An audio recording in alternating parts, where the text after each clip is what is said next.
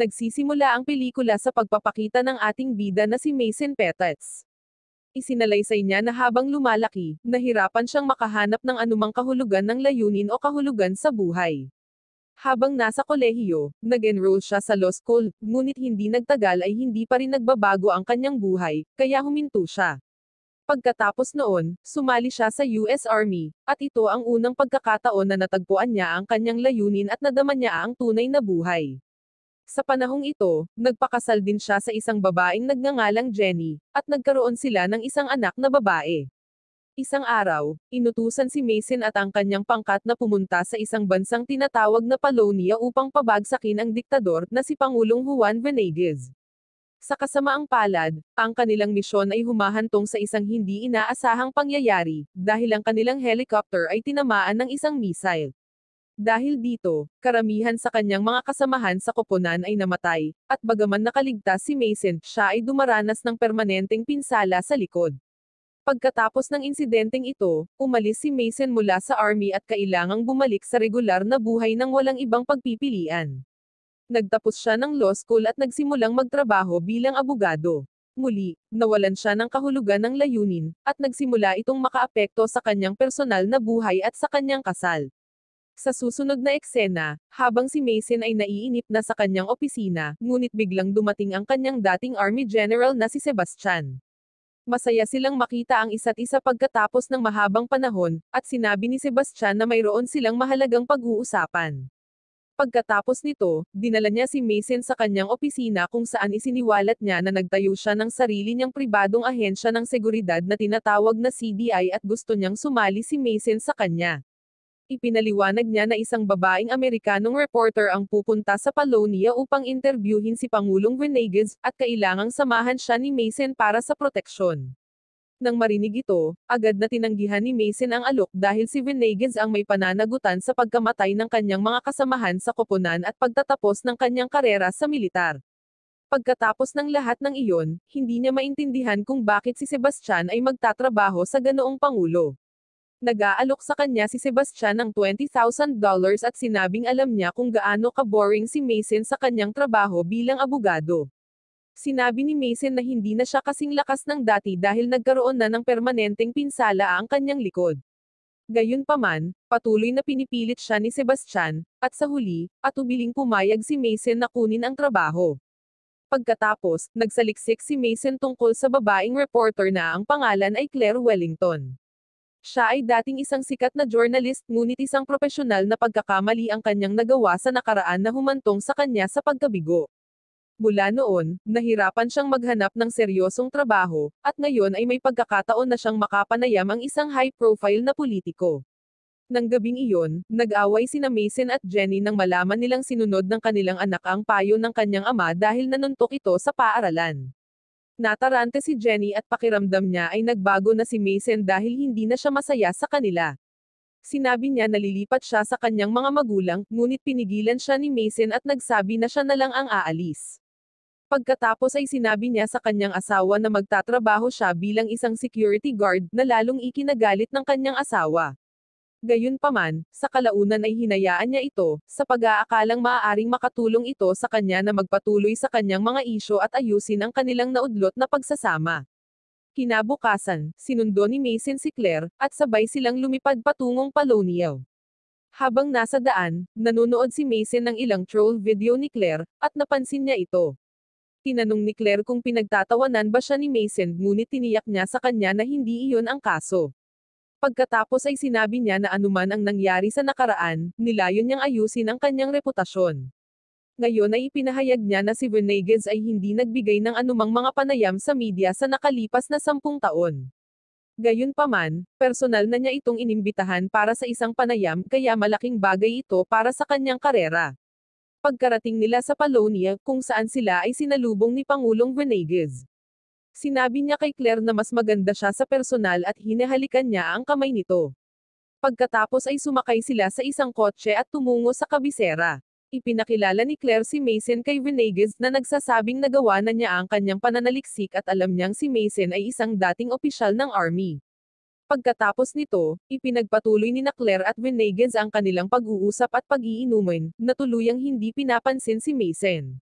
Maya-maya, bigla silang inatake ng ilang mersenaryo, kaya lumipat si Mason sa harap ng kotse para siya ang magmamaneho at pinalipat sina Venegas at Claire sa upuan sa likod.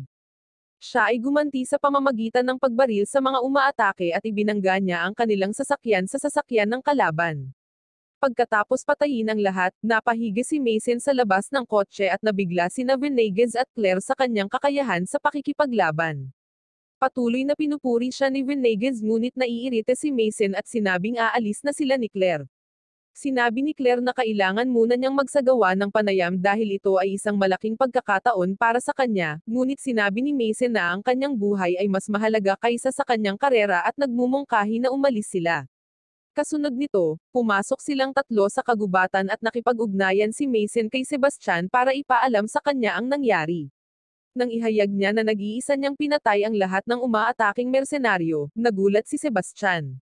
Ipinaliwanag ni Mason na napadpad sila sa kagubatan at nangangailangan sila ng daan palabas, kaya tiniyak sa kanya ni Sebastian na magpapadala sila ng helicopter kasama ang kanyang mga tauhan para sunduin sila. Hindi nagtagal pagkatapos nito, hiningi ni Venegas ang telepono at tinawagan niya ang kanyang pamangkin na si George. Takot na takot si George nang malaman na buhay pa ang kanyang tiyuhin dahil siya ang nagpadala ng mga mersenaryo. Pagkatapos ay sinabi ni Venegas sa kanyang pamangkin na sila ay inatake at siya ay napadpad ngayon sa kakahuyan. Matapos ibaba ang tawag, ipinaalam ni Venegas kay Claire at Mason na alam niyang ang kanyang pamangkin na si George ang nasa likod ng lahat ng ito. Gayunpaman, sinabi niya na si George ay isang bayaran lamang na sumusunod sa utos ng iba. Nang maglaon, iminumungkahi ni Venegas na dapat silang magtungo sa kabisera. Gayunpaman, sinabi ni Mason na ang isang helicopter ay papunta na upang kunin sila at malapit na silang umalis. Pagkatapos ay dinala niya si Claire, iniwan nila si Venegas. Habang nasa daan, hiniling ni Claire kay Mason na hayaan muna siyang magsagawa ng panayam, ngunit hindi nakikinig si Mason sa kanya. Maya-maya, nakakita sila ng helicopter na paparating at gamaan ang pakiramdam nila sa pag-iisip na makakauwi na sila. Ngunit laking gulat nila nang may ilang armadong mersenaryo ang lumabas mula sa chopper na hinahabol sila. Tumakbo sina Mason at Claire sa kagubatan kasama ang mga mersenaryo na humahabol sa kanila. Nagawa ni Mason na ibagsak ang karamihan sa mga umaatake at pinabagsak rin ang helicopter. Gayunpaman, naabutan siya ng isa sa mga mersenaryo at brutal na binugbog siya. Muntik na niyang mapatay si Mason, ngunit nakakagulat na lumitaw si Venegas at binaril ang mersenaryo. Pagkaraan ng ilang sandali, dumating si George at ang kanyang mga tauhan, at nagalit siya nang makita ang kalagayan ng helicopter. Sa sandaling iyon, dumating ang pinuno ng pangkat ng mga mersenaryo na si Cohors at pinagalitan si George dahil sa hindi niya nagawang patayin ang kanyang tiyuhin. Ipinaliwanag ni George na ang kanyang mga mersenaryo ay nabigo rin sa kanilang gawain, ngunit ang pangkat ay nagagalit at nagbabanta na papatayin siya kung muli siyang mabigo. Samantala, dinala ni Venegas sina Mason at Claire sa kanyang bayan, kung saan hinahangaan siya ng mga tao roon. Pagkaraan ng ilang oras, umupo si Claire kasama si Venegas para sa isang panayam habang nire-record ni Mason ang kanilang pag-uusap. Binanggit ni Claire kung bakit inaatake sila ng mga mersenaryo kanina at tinanong kung bakit siya hinahabol ng mga mersenaryong ito. Ipinaliwanag ni Venegas na ang Paulownia ay mayroong maraming bihirang mineral na lanthanide na kinakailangan para sa paglikha ng mga telepono, laptop, at iba pang modernong teknolohiya. Nais ng malalaking kumpanya sa kanluran na gawing minahan ang Paulownia, ngunit nakakapinsala ito sa lupa at lokal na kapaligiran. Kung kukunin at ibebenta ng mga dayuhang negosyante ang mga mineral, magdudulot ito ng malaking pagkalugi sa pananalapi ng kanilang bansa. Kaya, pinipigilan ni Venegas ang lahat ng mga dayuhang korporasyon na gumawa ng minahan sa Paulownia, na ginagawa siyang isang kaaway ng mga makapangyarihang tao. Dahil dito, nahaharap siya sa mga pag-atake ng mga mersenaryo at militanteng binayaran ng mga panlabas na puwersa. Noong gabing iyon, masaya sina Claire, Mason, at Venegas na nakikipag-party kasama ang mga lokal. Maya-maya, lumapit si Claire kay Mason at sinubukan siyang akitin. Gayunpaman, magalang siyang tumanggi at sinabi sa kanya na mahal niya ang kanyang asawa at hindi niya ito magagawa sa kanya. Kinabukasan, habang naghahanda na silang umalis, tinawagan ni Mason si Sebastian at tinanong kung bakit siya ang pinili niya para sa misyon. Hindi niya maintindihan kung bakit hinahabol sila ng mga mersenaryo mula sa helicopter, kaya inamin ni Sebastian na ipinadala niya talaga si Mason upang patayin si Venegas bilang paghihiganti sa pagpatay sa kanilang mga kasamahan. Ibinunyag niya na nakatanggap siya ng mga utos mula sa mga maimpluwensyang tao na patayin si Venegas. Hindi dapat sasalakayin sila ng mga mersenaryong iyon ngunit si Venegas lang ang kanilang hinabol. Pagkatapos nito, tumawag si Mason sa kanyang tahanan at sinagot ng kanyang anak na babae ang telepono. Sinabi niya sa kanya na nangungulila siya sa kanya at ang kanyang ina ay labis na nabalisa. Pagkatapos ay kinausap ni Mason si Jenny na nakahinga ng maluwag nang marinig ang boses nito. Humingi siya ng tawad sa nangyari kanina at hiniling na makauwi siya ng ligtas. Pagkatapos, nilapitan ni Mason sina Venegas at Claire at iminumungkahi na dapat silang umalis kaagad. Gayunpaman, bago sila makaalis, dumating si Cohorse kasama ang kanyang mga tauhan at sinimulang takutin ang nayon. Kaya, sumakay si Mason sa isang kabayo kasama si Venegas at umalis. Sumakay din si Claire sa isang kabayo at nagsimulang tumakas ngunit hindi nagtagal ay nahulog siya at nahuli ni Cohorse. Nang makita ito, nag-aalala si Mason ngunit tiniyak sa kanya ni Venegas na hindi nila siya sasaktan hanggat siya ay nabubuhay pa. Nang maglaon, nakarating sina Mason at Venegas sa isang bayan at nagpasya na doon magpalipis ng gabi. Ibinahagi ni Venegas kay Mason na hindi siya ang bumaril sa helicopter na pumatay sa kanyang mga kasamahan sa koponan. Sa panahon ng pagsalakay ng US Army, nawalan na siya ng pag-asa at nagpaplanong tumakas sa mga underground tunnels. Hindi alam ng Polonian Army na isang American choppers pala ang dumating, kaya binaril nila ito ng missiles.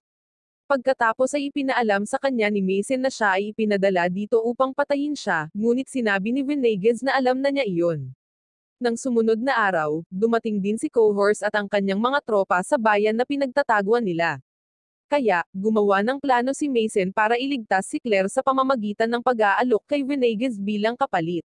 Lumitaw si Venegas sa harap ni Cohorse, tila handa ng sumuko. Gayunpaman, nagbabago ang senaryo nang dumating ang libo-libong lokal sa mga lansangan upang protektahan siya. Dahil ang pribadong hukbo ay binayaran lamang upang patayin si Venegas, hindi sila maaaring magpaputok sa mga inosenteng mamamayan dahil ito ay maglalagay sa kanila sa malubhang problema. Sa panahon ng kaguluhan, tumungo sina Venegas, Mason, at Claire sa isang underground tunnel at pumuslit sa palasyo.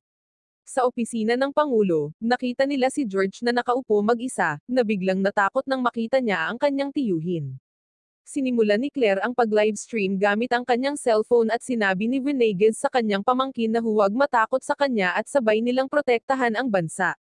Nang marinig ito, napagtanto ni George ang kanyang pagkakamali kaya lumuha siyang niyakap at humingi ng tawad sa kanyang tiyuhin. Ilang sandali pa, pumasok ang isa sa mga general at agad niyang binaril si Venegas. Nagalit si George at pinagbabaril ang general na paulit-ulit na nagpaputok. Sa loob ng ilang segundo, parehong namatay si George at ang general sa putok ng baril. Gayunpaman, nakaligtas si Venegas dahil nakasuot ito ng bulletproof suit. Nalungkot si Venegas sa pagkamatay ng kanyang pamangkin ngunit hindi nagtagal ay napalibutan siya ng maraming sundalo. Lahat sila ay nakatutok sa kanya ng baril, ngunit tinitiyak niya sa kanila na siya ang kanilang pangulo at hindi ang kanilang kaaway. Sinabi niya sa kanila na ito ang kanilang bansa at hindi sila mga terorista kundi mga sundalo na nakikipaglaban upang protektahan ang kanilang bansa. Biglang dumating si Cohorse kasama ang kanyang mga tauhan, ngunit lumingon sa kanya ang mga sundalo at sinimulang salakayin ang mga mersenaryo upang protektahan ang kanilang pangulo. Samantala, dumating din si Sebastian para tumulong sa Polonian Army kasama ang kanyang mga tropa para tulungan si Mason. Isang shootout ang naganap at si Claire ay patuloy na nire-record ang lahat ng pangyayari sa kanyang cellphone. Di nagtagal, nilapitan ni Cohorse si Mason at sinimulan siyang bugbugin.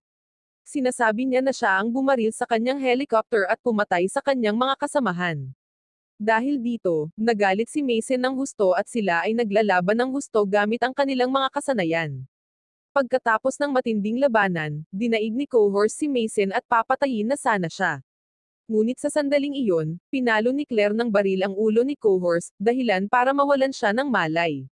Dahil hinahabol pa rin sila ng ibang mga mersenaryo, kumuha si Mason ng malaking baril at pinaputukan silang lahat habang nire-record ito ni Claire sa kanyang cellphone.